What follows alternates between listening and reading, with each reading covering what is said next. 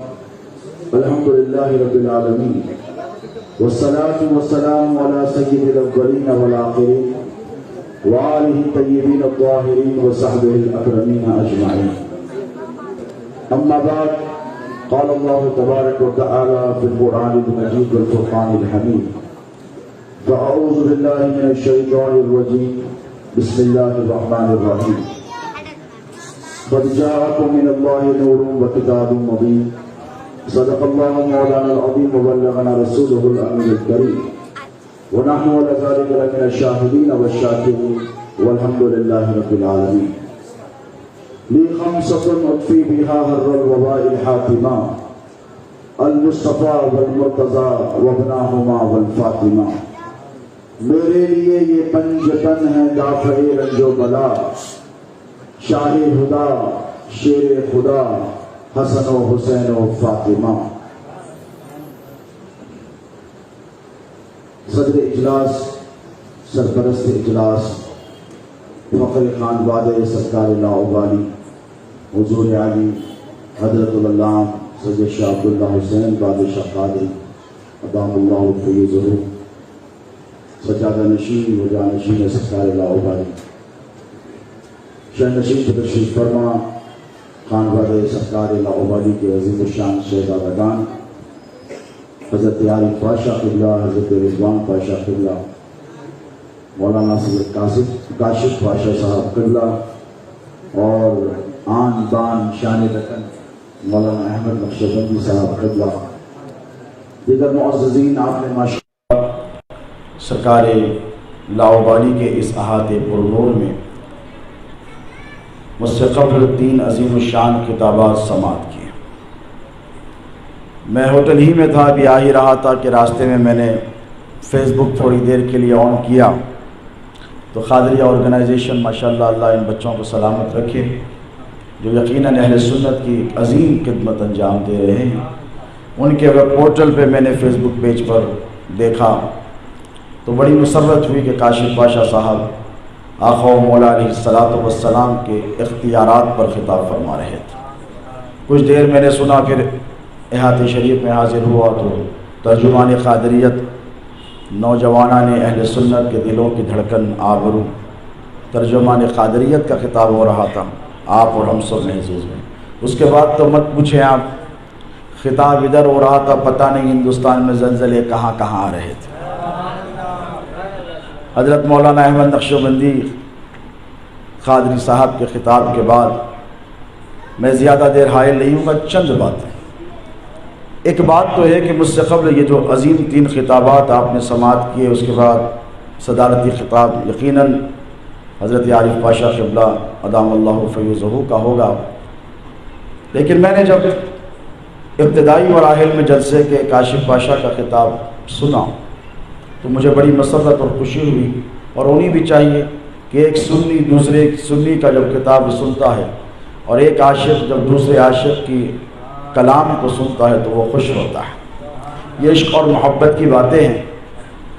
تو میں بڑا خوش ہوا، اور مجھے یقیناً اس بات کا یقین کامل ہے کہ جب یہ خطاب کر رہے تھے تو ان کے جتنے چاہنے والے تھے بشمول ہمارے، یہ ان پر ناز کر رہے تھے، ہے کہ نہیں؟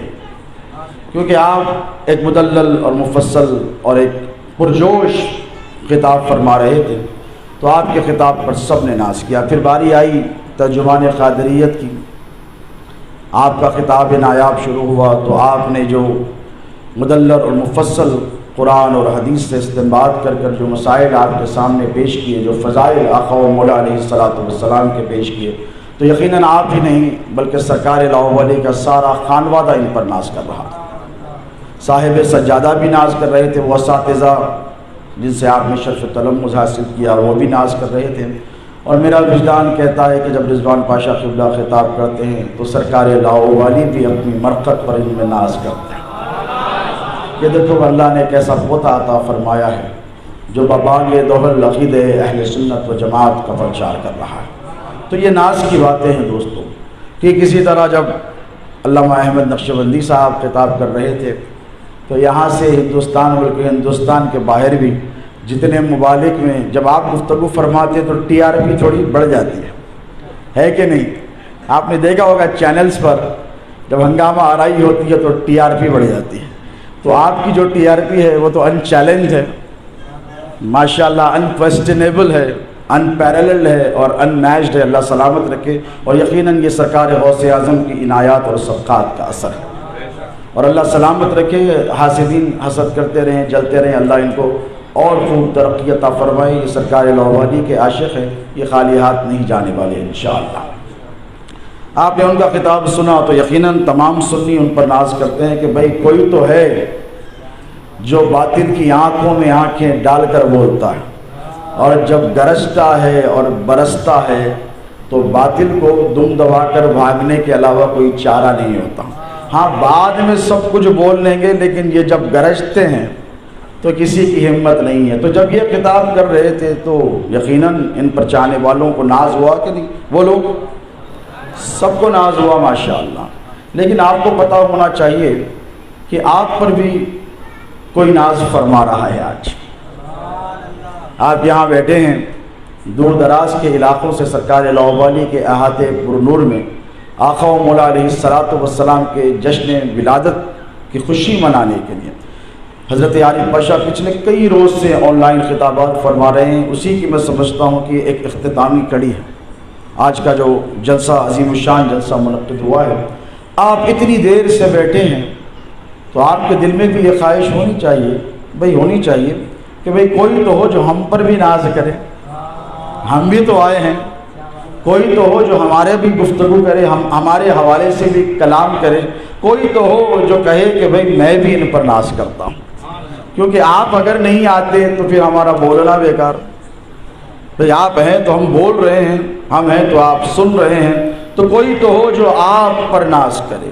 تو دوستو، میرے نبی کا جہاں جہاں ذکر ہوتا ہے اور آقا و مولا علیہ الصلوۃ والسلام کا جشن ولادت جہاں جہاں منایا جاتا ہے اور جہاں جہاں میرے نبی کی نعتیں پڑھی جاتی ہیں، حضور کے قصائص بیان کیے جاتے ہیں، حضور کے شمائل بیان کیے جاتے ہیں، ایک ایسی ذات ہے جو آپ پر ناز فرماتی ہے. حدیث پاک کے الفاظ، ایک ہی حدیث سناؤں گا اور ابھی جگہ لوں گا کہ اللہ رب تبارک و تعالی نے جبرائیل امین کو بھیجا اور وہ جب آئے تو حضور ان کے چہرے کو دیکھ کر سمجھتے کہ بشارت لے کر آئے ہیں کہ وعید لے کر آئے ہیں. اللہ خوش ہے میرے امتیوں سے کہ اللہ رب تبارک و تعالیٰ ان کی حرکتوں سے ناراض ہو گیا. تو حضرت جبرائیل آئے، حشاش بشاش آئے، مسکراتے آئے اور حضور کے حجرے مقدسہ میں آئے اور آ کر بیٹھے اور سلام عرض کیا. حضور نے کہا کہ جبرائیل کیا بات ہے، بڑے خوش نظر آتے ہوں. تو جبرائیل امین نے کہا کہ یا رسول اللہ، اللہ نے سلام بھیجا ہے اور اللہ فرماتا ہے کہ اے حبیب ذرا باہر نکل کر مسجد نبوی کے اندر جائیں، حجرے سے باہر آ کر دیکھیں تو صحیح آپ کے اصحاب کیا کر رہے ہیں. آپ کے جانثار اصحاب کی خبر لیجئے کہ وہ کیا کر رہے ہیں. حضور فوراً باہر تشریف لائے. صحابہ کا مجمع ہے، حلقہ بنائے جیسے آپ بیٹھے ہیں. صحابہ کا مقدس گروہ اسی طریقے سے بیٹھا ہوا ہے اور صحابہ محو گفتگو ہیں، ایک دوسرے سے ہم کلام ہیں.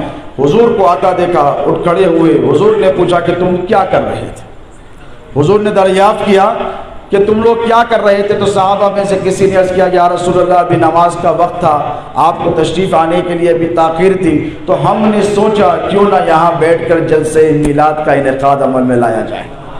دیکھو میلاد کا جو اصطلاح ہے، میلاد کا جو لفظ ہے، علماء یہاں پر بیٹھے ہیں کہ ولادت طیبہ کے مقدس ایام میں، ربیع الاول کے مقدس مہینے میں حضور کی ذکر ولادت کے واقعات کو بیان کرنے کا نام میلاد ہے.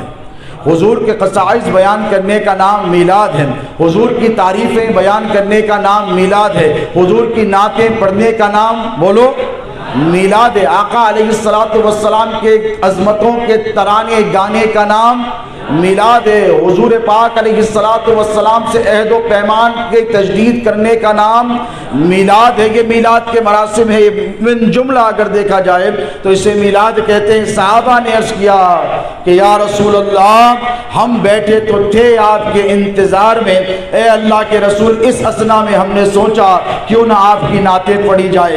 کسی صحابی نے کہا یا رسول اللہ ہم آپ کے والشمس والضحیٰ چہرے مبارکہ کا ذکر کر رہے تھے۔ کسی نے کہا یا رسول اللہ آپ جب مکہ المکرمہ میں تولد ہوئے بی بی آمنہ کے بطن سے تو ساری کائنات جب بقعہ نور بن گئی تھی، اے اللہ کے رسول ہم وہ ذکر کر رہے تھے کہ کیسے شام کے محلات تک مکے سے ایک نور چلا اور ساری کائنات کو منور کر گیا۔ کسی صحابی نے کہا یا رسول اللہ ہم آپ کے شمائل بیان کر رہے تھے، ہم آپ کے چہرے پر گفتگو کر رہے تھے، ہم آپ کی والضحیٰ واللیل والی زلفوں کا تذکرہ کر رہے تھے۔ کسی نے کہا ہم آپ کی سخاوت کا تذکرہ کر رہے تھے۔ کسی نے کہا یا رسول اللہ آپ جو یتیموں کے ساتھ دستگیری کا معاملہ فرماتے ہیں، اس کا معاملہ کرتے ہیں، ہم اس کا ذکر کر رہے تھے۔ آپ بیواؤں کی دستگیری کرتے ہیں، ہم اس کا ذکر کر رہے تھے۔ آپ بڑوں کا ادب کرتے ہیں، چھوٹوں پہ شفقت کرتے ہیں، آپ غریبوں کی امداد فرماتے ہیں۔ بہرحال ہر صحابی نے وہ کچھ کہا جو وہ عرض کر رہے تھے۔ حضور نے کہا تم کیا اس بات پر اللہ کی قسم اٹھا کر کہہ سکتے ہو کہ جو تم کہہ رہے تھے وہی کر رہے تھے، وہی کر رہے تھے جو تم نے مجھ سے عرض کیا ہے؟ صحابہ نے کہا یا رسول اللہ اللہ کی عزت کی قسم ہم وہی کر رہے تھے جو ہم نے آپ سے عرض کیا۔ اللہ کے رسول علیہ الصلوۃ والسلام نے فرمایا تم کو مبارک ہو، تم بیٹھے یہاں تھے اور میری نعتیں پڑھ رہے تھے، میری تعریف کر رہے تھے، تم میرے شمائل و خصائص بیان کر رہے تھے۔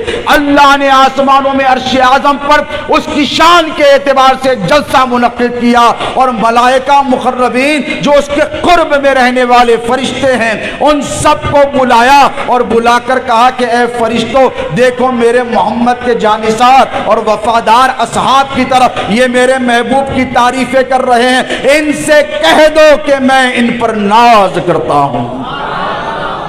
حضور آپ پر ناز کر رہے ہیں۔ آپ کا یہاں جمع ہونا یقیناً اللہ اور اس کے رسول کی خوشنودی کا باعث ہے اور یہ سرکار لاابالی کا آستانہ ہے۔ یہ ادھر ہے دوستو جہاں پر غیر بھی خالی ہاتھ جایا نہیں کرتے۔ یقیناً یہ آپ کی ہماری خوش نصیبی ہے کہ ہم آقا و مولا علیہ السلام کا ذکر مبارک سرکار لاابالی کے آستانے میں کر رہے ہیں۔ جتنے حاضرین ہیں، جتنے شرکا ہیں، وہ یقین جانیں کہ یہاں سے آپ کو دوبری عنایات ملیں گی۔ لاابالی سرکار کے آستانے سے بغداد سے ہوتے ہوئے مدینے کے تاجدار آپ کی بگڑیاں بنائیں گے، آپ کی ضرورتوں کو پوری فرمائیں گے۔ یقین مانیں آپ کا اور ہمارا جمع ہونا بہت مبارک ہے۔ میری آپ سے اتنی ہی التجا اور التماس ہے کہ علماء کرام کے جو آپ نے خطابات سنے ہیں، جیسے علامہ احمد نقشبندی صاحب نے کہا کہ المیہ یہ ہے کہ سنتے ہیں اور بھول جاتے ہیں، بھولنے کے لیے نہیں آئے۔ ہم آقا علیہ السلام کے غلام ہیں۔ ان جلسوں کا مقصد یہی ہے کہ آپ تک حضور کا پیغام پہنچایا جائے، حضور کی سیرت طیبہ پہنچائی جائے، حضور کے اخلاق حمیدہ سے آپ کو روشناس اور واقف کروایا جائے۔ اس بات کا عہد مصمم کر جائیں کہ جو کچھ سنا ہے اسے یاد رکھنے کی کوشش بولیں ضرور کریں گے، اور جب یاد آ جائے تو اس پر عمل کرنے کی کوشش کریں گے۔ اللہ سے یہی دعا ہے کہ کہنے سننے سے زیادہ ہمیں اس پر عمل کرنے کی توفیق عطا فرمائے۔ وما علینا الا البلاغ المبین۔